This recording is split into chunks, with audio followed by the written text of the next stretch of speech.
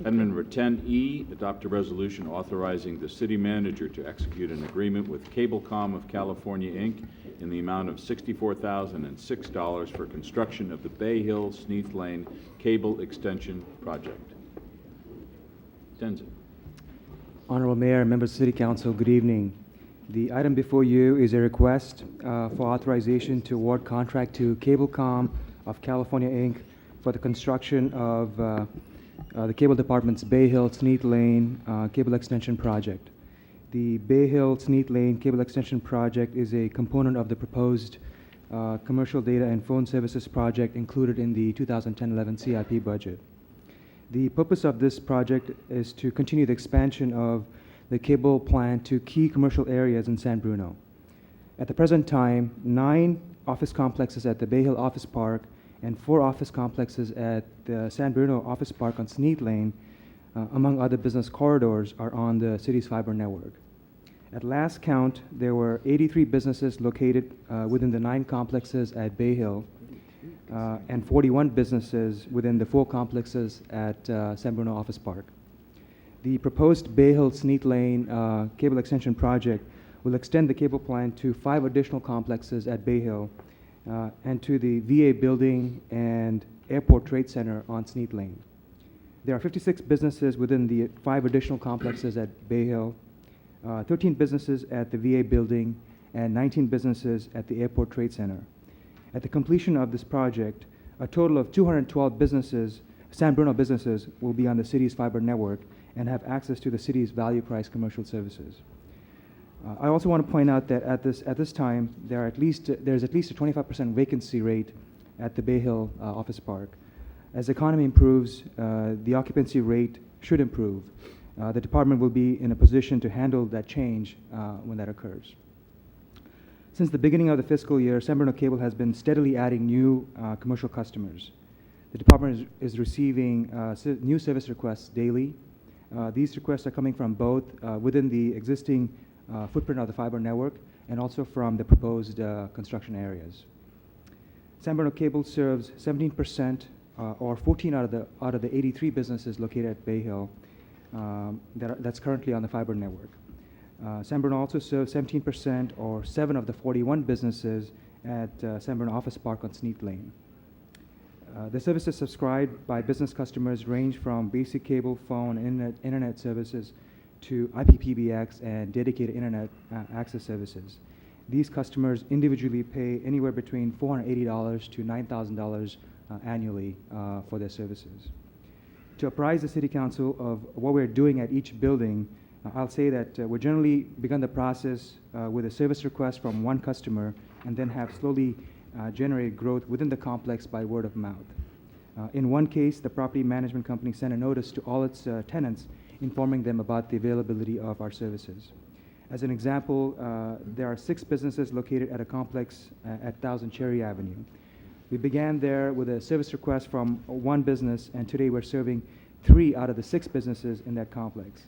As another example, there are 29 businesses located at 1111 Bayhill, and today we're serving 4 out of the 29 businesses there. I offer these statistics and examples to demonstrate that we are steadily making progress in delivering the city's commercial services. Other than updating the department's website and using word of mouth, we withheld from any major marketing outreach efforts since the fiber network was not fully complete. We do not want to raise customer expectations and then not be in a position to deliver services in a timely manner. Upon the completion of this proposed project, key commercial areas in San Bruno will be on the fiber network, permitting staff to conduct a widely distributed marketing campaign. The construction work on the Bayhill Sneath Lane Cable Extension Project will comprise of trenching, boring, laying conduit systems, installing underground utility vaults, pulling fiber optic and coaxial cabling, and fiber splicing. Upon completion of the installation of the cable plant into the main point of entry rooms at these complexes, cable technicians will follow up with installation of service taps and data switches for turning up new customers. And based on the value of this project, the city issued a notice to bidders. The bid was advertised in the local paper and was directly sent to 3 construction companies. The city received 2 bids. Cablecom of California, Inc. submitted the low bid in the amount of $63,006. Dalio Inc. submitted the second bid in the amount of $91,457. The city has experience working with Cablecom. It is a contractor that worked on the reconstruction of the cable infrastructure that was damaged at the Glenview fire. The contractor's work on that project was satisfactory. Staff recommends City Council adopt resolution authorizing award of contract to Cablecom of California in the amount of $63,006 to construct the proposed Bayhill Sneath Lane extension project. Alternatively, the City Council may direct staff to rebid the project. I'll take any questions you may have at this time. Any questions of staff? Through the chair. Michael? If I understood correctly, you have some customers identified in these new locations? We have some customers that have requested services in the new areas, and we've told them to wait till we can bring services to the facilities. Yeah. And in terms of the number of customers that would be required for this investment to be profitable, or so basically, on 63, we're looking at bringing about 88 businesses online with the $63,000 investment.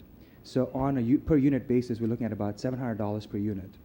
What we do generally, we charge an access fee for the construction work and also for installing the main equipment, the main data switches in these locations. So if you look at a say 50% penetration rate and at a $700 per unit cost, we're looking at about a $1,400 cost per new customer. So when we charge $100 per month for access charge, we're looking at about a 14-month payback for those new installations. So that's sort of what we're counting on. And our commercial project, we're looking at a 5-year horizon in terms of, getting fully to reaching at a higher penetration rate. So at least, if you're looking at a payback of at least 14 months, we're doing, I think it's a fairly good payback, quick payback in my opinion. Thank you. Any Through questions? the Yeah. chair. So it begs the question, what are they getting that they don't already have? Because I'm sure they have service now from other AT&T. vendors. Basically, the position that the service that San Bruno, the city has decided to offer is a value-oriented pricing. The pricing that the customers are paying today in the market are high. Like, say, for example, if somebody were to get a T1, they're looking at $300 upwards of that in terms for that pricing. As a Ethernet service provider, the approach that we have taken, we're able to acquire bandwidth at a reasonable price, and since we don't have a profit sort of quote unquote private profit margin motivation, we're able to competitively price our product and offer a very attractive pricing to our customers, and that's what's really driving our business. And it's not just a temporary rate. It's not just a temporary, exactly. So I think a lot of the new tenants moving into the business parks are actually inquiring of the property management, and a lot of the property managers call us, and they provide the lead in some cases for these new services. So it's been going really well. Great, thank you. Any other questions? Action? Through the chair, I'll introduce the resolution for adoption. Councilmember Ibarra. Aye. Councilmember O'Connell. Aye. Councilmember Medina. Aye. Vice Mayor Salazar. Aye. Mayor Buane. Aye.